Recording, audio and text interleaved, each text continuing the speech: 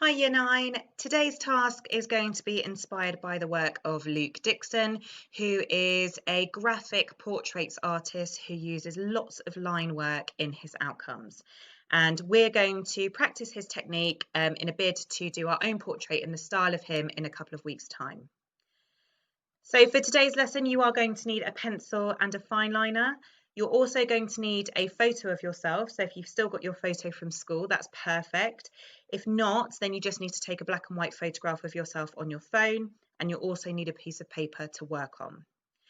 The purpose of today's task means that we're going to need to map the tonal values of our faces. So if you've already done this with your typography portrait, it's exactly the same process in where we're just outlining the different levels of shadows and highlights on our face.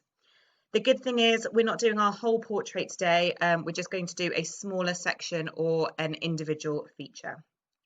Now, when you did your previous shaded graphite portrait, you've probably discussed with your teacher where the general areas are on your face that your tonal values lie. So as a really quick recap, your shadows will generally sit inside and around your eye sockets, around your hairline and down the side of your face, down your cheekbones and in any smile lines by your nose, and under your mouth or chin. Your highlights will generally sit in your T-zone, which is anywhere around the front of your forehead, down the bridge of your nose to the tip, your brow bone, the apples of your cheeks, and the front of your chin. Some students do find it quite difficult to map the tonal values of their faces. So if that's you, there are lots of free online tools to help you. I'm using this website here called pinetools.com/posterizeimage. And all you need to do is upload your photo here. I'm just going to add my photo, and then you'll see your photo appear here, and you can decide how many tonal values you want the program to pick out for you. So I would advise doing between 3 and 5. You don't want fewer than 3, otherwise it's going to look too simple, and you don't want more than 5, otherwise it's going to be too complicated. So I'm going to pick 5 here. You click Posterize, and then what the program does for you is it outlines the tonal values of your face. You can simply save that and then use it as a visual reference to copy from when you're doing this task. So here you can see I have mapped out the tonal values of 3 different areas of my face. So I've done my mouth, my eye, and part of my hair. And for this one, I actually used my posterized image to help me because it was quite hard to find the different tonal values of my hair from the photograph. Now, these little shapes that I've drawn are going to house all of my different tones when I use my fine liner. So to help me with this and to help me to know what the tones are going to look like, I've done myself a little key up here that goes from light to dark. So starting off with my highlights here, I know that I'm not going to put anything in those areas. I'm just going to leave it blank. The tone darker from my highlights, so one tone down from my highlights, I'm going to add some lines, but they're going to be quite spaced apart, so it still looks quite light.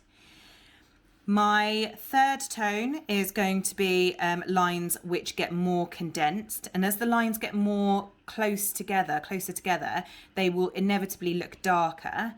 And then for my tone down from that, I'm going to condense my lines again, but I'm going to make them quite thick so that that tone looks even darker. And then, of course, my shadows are going to be just a block black, like Luke Dixon does his shadows in his work. Now, I've used 5 tones here, but you might not want to use 5 tones. You might just want to use a shadow, a mid-tone, and a highlight, in which case you'll just be using the 3 here. Okay, so I'm going to start off by doing my eye. So I'm just going to zoom in here. And the best way to start is to first and foremost outline all of your shapes, because while we tell you most of the time not to outline your drawings, Luke Dixon actually outlines all of his shapes in his work. So that's the first thing I'm going to do.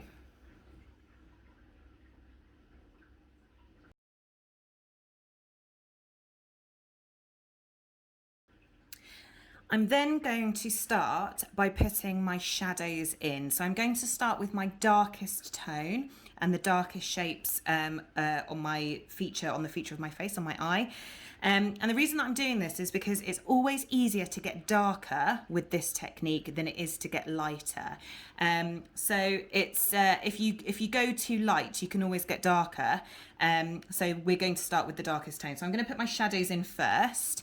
And that's going to be this area here. So I'm just doing a block black with my fine liner, filling the shape in fully.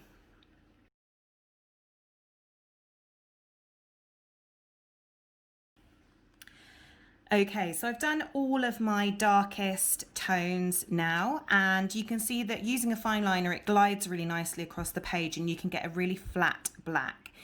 If you don't have a fine liner at home, probably the next best alternative would be a really sharp black colouring pencil.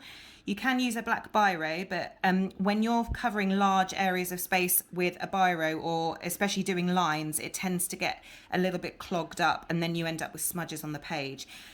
So using a sharp black pencil is probably the next best thing, but do bear in mind that you're going to have to keep sharpening it to get a really nice crisp line. So the next stage, I'm going to add in my second darkest tone. So this is going to be a tone which looks a little bit like this here. I'm going to keep my lines quite thick and quite close together, and I'm going to add that into my eyebrow and into the area surrounding the black bit on my eye.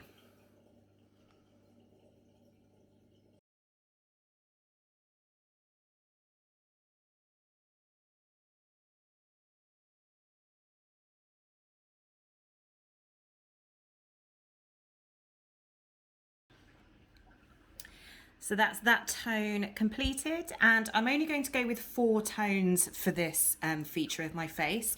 So I've done my darkest tone, my second to darkest tone.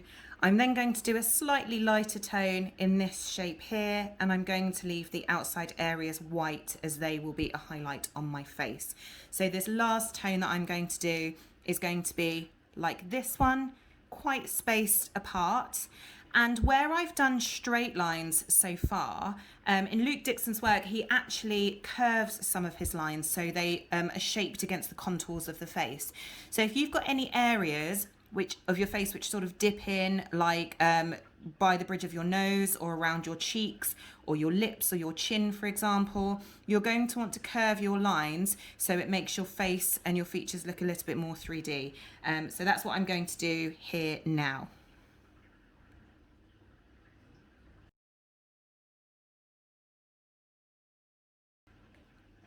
And that's all my tones completed. So it does look a little bit funny when you're looking at it close up, but if you zone out, then you'll see that it's much more effective. I'm going to finish off the other 2 and then I'll show you once they're done. So to recap, your tasks for today's lesson are to map out the tonal areas of at least one feature of your face, although you can do more if you'd like more practice. We'd really like you to try and find the tonal values of your feature yourself first from your photograph, but if you do need a little bit more help, you can use the Posterize tool on the website.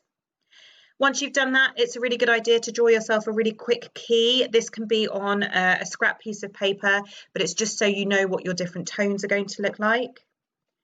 And then once you've done that, you're going to fill in the tonal areas of your drawing with your different weights of line.